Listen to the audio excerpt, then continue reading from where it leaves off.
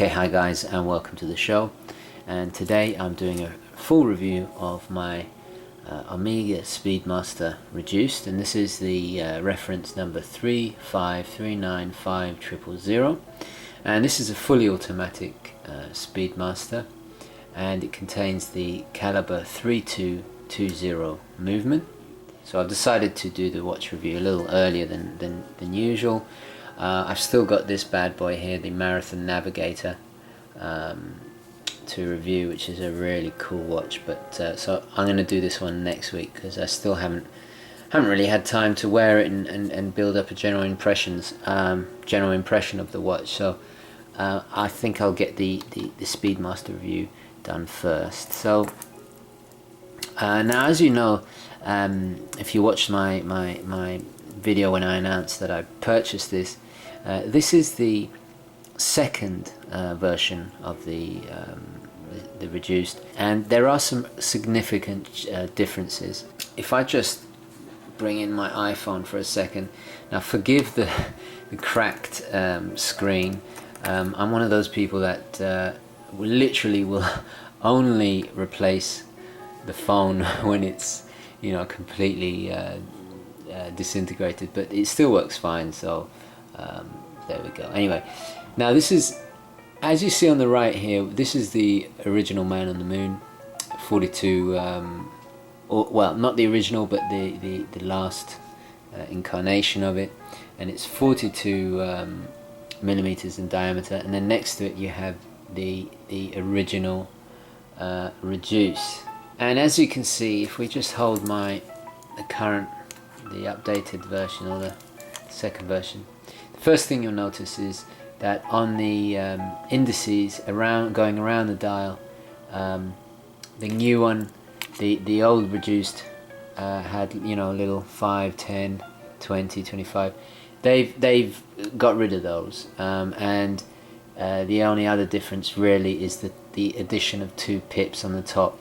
So actually the new reduced is more faithful to the Man on the Moon original design in terms of its the detail on the dial, whereas the reduced, you could instantly tell it was a reduced because of these little subtle changes in the dial. I mean, it's still absolutely stunning, and I really like both designs, and I actually kind of like the fact that the original reduced had something just a tiny bit different to differentiate between the more common larger Speedmasters. So that's really the only differences, and then all the other differences are things like that I've mentioned, like this new reduced has, instead of just the fold over clasp, actually has a push button release, and I think that's a vast improvement. And the addition of sapphire glass. Now I know that sapphire is not faithful to the Hesalite on the Man on the Moon, but realistically it's far more practical, and I did notice that when I had both the Man on the Moon and the previous reduced, it did catch scratches quite easily. So, you know, 4 differences if you include the fact that they've increased the water resistance rating from 50 meters to 100 meters, and for me that's a big improvement, because it just means that I'm not so worried about, obviously you're not going to go diving in it. This is a completely wrong watch. You go diving, this is not for, you know, if you're going boating or yachting or whatever, this is not the watch you want to take with you. But the improved water resistance does just, you know, kind of makes me rest assured and less kind of panicky about whenever I get near water. So so that I think it's a good definite improvement. And you know, all of these 4 things together, the kind of slightly cleaner dial, the new clasp, and the addition of the little 2 pips at the top, just, you know, I think just kind of finesse the reduced design. The reduced was a fantastic watch, but it did have a few little weaknesses, and I think this really does address it nicely. But pretty much everything else, including the movement, the caliber 3220, the actual bracelet part, the case, pretty much everything else is the same, except for those four improvements, which dramatically changed the watch from something that was a little bit too fragile and dainty and easy to scratch to something that is a little bit more wearable and robust for every day, and especially if you have a very active lifestyle like me. I believe they stopped making these. I think back in I think this particular one is from 2010 or 2011. I have to check the precise date, but they have stopped making both versions of the reduced, the earlier obviously, and now this the latest version. So I expect that they will become more sought after, and you know, you're gonna find it really difficult to pick one of these, to find one of these for less than $2,000 US, unless it's in really beat up condition. But the older reduced, like this one here, you can pick them up for $1,500, sometimes even less. Bear in mind the differences between them, and you know, personally, I do think it's worth spending that extra money. Interestingly enough, I was quite lucky to find one of these on sale within the United States. They're not that common these days, to find one in good condition, but and that's part of the reason why I just jumped on it, because it was in such good condition. There is a few little bangs and scrapes, but they're so minor. The rest of it still looks pristine, as you can see. Now, an interesting thing is that if you can't find them in the United States, there are quite a few in Japan. Obviously, they prefer smaller watches, and the reduced was hugely successful over there. And in fact, the Japanese Prime Minister Shinzo Abe, he famously wears a Speedmaster reduced. I think he wears Grand Seiko and Speedmaster reduced. So so that's pretty cool that somebody as iconic as the Prime Minister of Japan wears this watch. Anyway, so let's get on with the actual the meat and bones of the review. So the actual case is about 38 millimeters in diameter, slightly smaller for the actual you know, the case. If we just look at it from this angle, the case actually juts out a little bit here and a little on this side as well. You know, it's a really interestingly layered watch, and there's about an extra millimeter and an extra millimeter, so it's about 38 in diameter, but then the actual bezel, I would say, is about 36 or just under 36. So it wears it's similar to the Datejust, the original Datejust, and it wears very similar. The thickness of the watch, the height of the watch is 12 millimeters, which is you know, quite slim. You know, really, it's in keeping with the scale and size of the watch. One of my favorite things about the Speedmaster is its case design.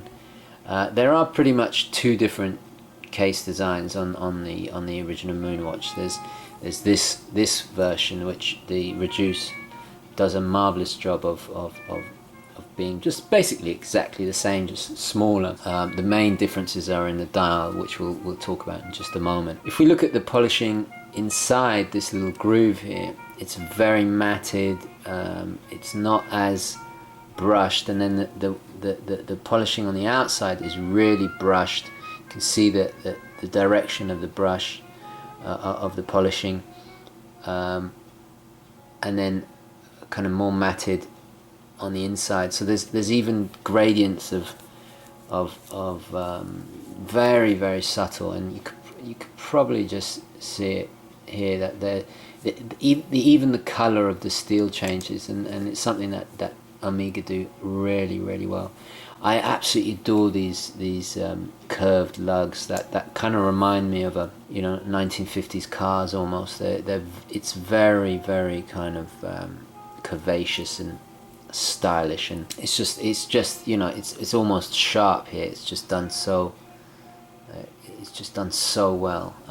It's something that I really like about the Speedmaster, and it's something that I adore about this reduced version, is that they haven't changed anything about the design other than in the dial, which we'll get to in just a second. So you got the crown there, really nicely protected by the case. It juts out just a tiny bit more on the right than it does on the left, and with good reason. It shields the pushers and the crown very nicely, and it's nicely tucked in there. So the case design is definitely one of its strongest points. If we just look at the back, so we have the iconic Omega seahorse there, really nicely engraved. I mean, this is you know, sorry, please forgive me about the dirt. I have been wearing this non-stop. You know, it's something that Omega do really well. You know, they're masters of polishing, really, and it's just a really nice touch. And you know, I've kind of missed having a Speedmaster in the collection, so sorry, forgive the madness that is New York going on outside. So let's talk a little bit about the dial. You have stick markers on all of the positions except 3, 9 and 6. You have the iconic tachymeter around the bezel. Quite a really tall glass, which I'm glad they kept, because it's, you know, it again harkens back to the original Speedmaster, and it really gives that kind of retro look. Now the main difference you'll notice on if you compare this side by side to the original Speedmaster is that the dials are in a different position. Because it's made smaller, it's pushed the dials slightly out towards the bezel, so towards the outer diameter of the main dial. So and also the layout is different. For example, the seconds of the main clock will be on this side. It's reversed for the reduced. And then of course we have the two other subdials for minutes, a 30-minute dial here, and then for hours you have 12-hour subdial here. So when you start the chronograph, which we'll do in just a second, it displays the measurement with these two subdials. So let's start the chronograph. Really nice solid click action to the button, what you'd expect. Another big difference, well, not a big difference, but another difference you'll notice between this and the full-size Speedmaster is the second hand on the chronograph. On the full size, it has just a little arrow about kind of halfway along the hand. It has about here. It will have a little arrow, where on this one it doesn't. But they both are very thin. The hands, both on this and the full Speedmaster, and I like that because when it passes the markings on the outer scale here, it really is easy and clear and to read. And this is something that is common with all Speedmasters. They generally are, you know, and that's why I think their design is so classic, because it's just so simple and easy to read. So anyway, we'll just stop the timing now, and as you can see, it's recording the minutes here. And obviously we won't time for an hour, but if it was timing, it would keep track of the hour there. So let's pause the stopwatch. We'll just reset it really quick. You can hardly see that. Let's just do it again so you can see. Really responsive. I love the way that the pushes work. It's very kind of, you know, you really get a solid click there, and you know, this moments like this, you understand why Omega watches or luxury or higher end luxury watches are that much more, because you know the action, the solidness of the, you just feel it. You feel the quality. You really do. So that's basically the dial there, tucked in right at the bottom. If you can just see that right at the bottom, Swiss made there, and then the main text. Sorry about the dust. Let me just wipe that. That's why I got the white gloves. Omega Speedmaster automatic. And another thing I just adore about the Speedmaster is the font they use. It's just very. It makes me think of NASA, you know, and rockets, and just, I don't know if it's because I know of the connotation, but you know, I have that kind of subconscious connection to space flight and aviation. You know, they really chose well when it came to the fonts they used, and they're just very easy to read and unmistakable. You know, it's the same with the bezel. It's just though it is small, because it's a small watch, it's just very easy to read. Another thing I love about the case is how it's kind of raised. It's so retro, but kind of modern at the same time. You know, it's just, I just absolutely adore it. It's just so cool. The only downside is that because this protrudes a little bit, it does kind of catch, and you know, the first place you'll get scratches or little dents are along this edging here. But you know, nothing is perfect. But I really do love this design. I think it's absolutely beautiful. So let's talk a little bit about the bracelet. We've mentioned the clasp. There's nothing really great, you know. It's your standard Omega push button clasp. Vast improvement over the last one, and you know, it's what you'd expect. Really solid, well constructed. It works flawlessly. It's, you know, there's no diving extension or anything like that, obviously, because it's not a diving watch, but there are two other positions. It is adjustable to two other positions just for a micro adjustment here. Obviously it's signed clasp, and you know, they do clasps really well. I mean, the bracelet itself is done impeccably. It's actually 1, 2, 3, 4, 5 actual parts in each link.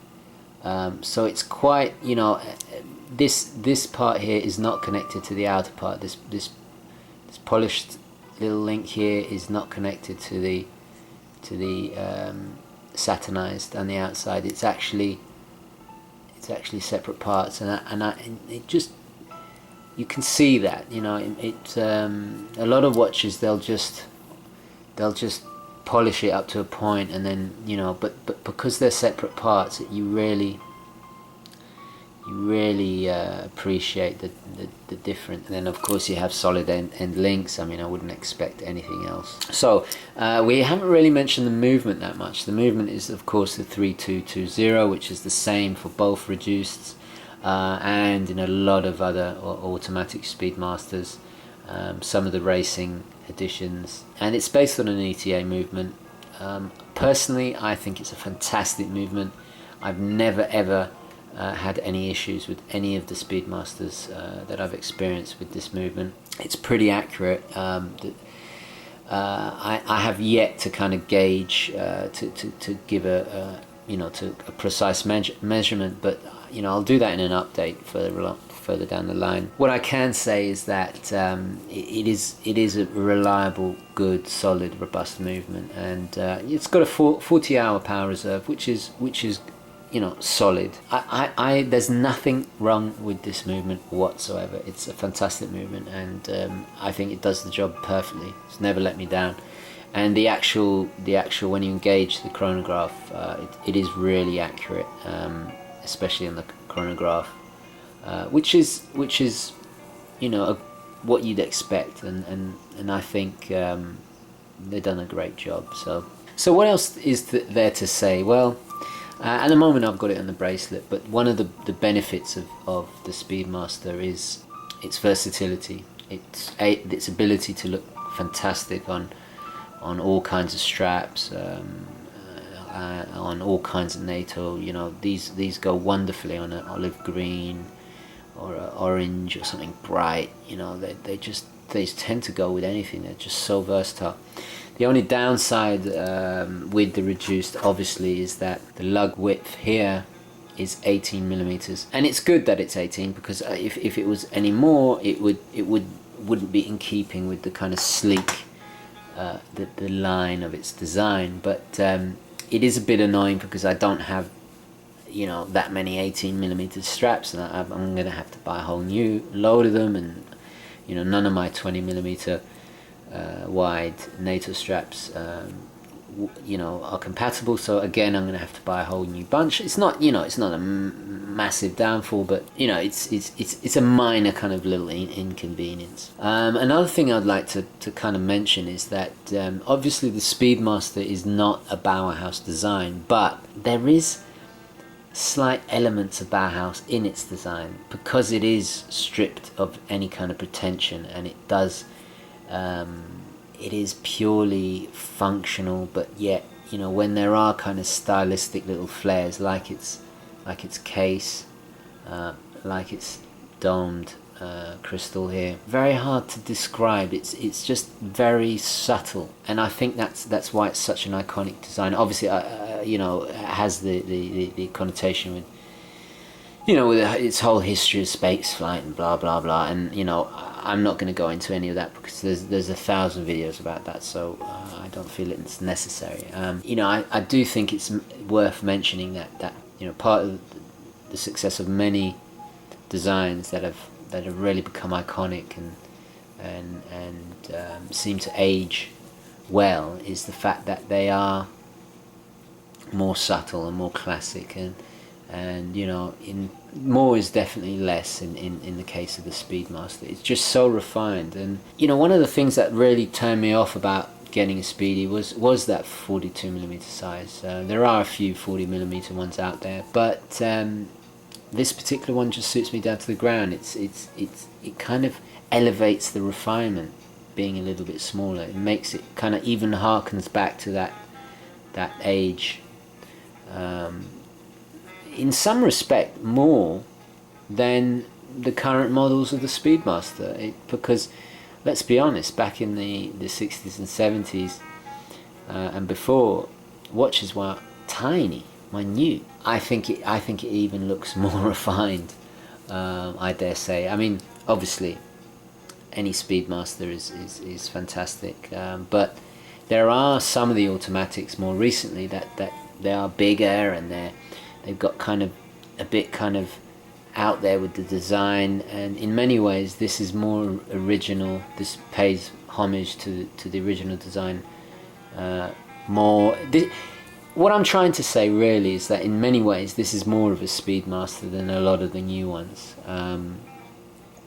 You know, it's not trying to be all trendy and modern like a lot of the current Speedmasters that I think have lost some of that special magic of the original watches. So anyway, I'll just do a very quick wrist shot. So as you see on my tiny little wrist, it really works. It just sits handsomely. It's very comfortably. It wears very similar to a Datejust. Another thing that kind of some people might not like is the absence of a date function. The newer Speedmaster automatics do have a date function now, but again, I find this is going away from the original design, and in many ways this is more faithful to original Speedy. Okay guys, so that's my review of the Speedmaster reduced, the 3539500. I hope you enjoyed it. Let me know what you think. Please like this video if you enjoyed it, and thank you for watching, and I'll catch you next time. Okay, ciao.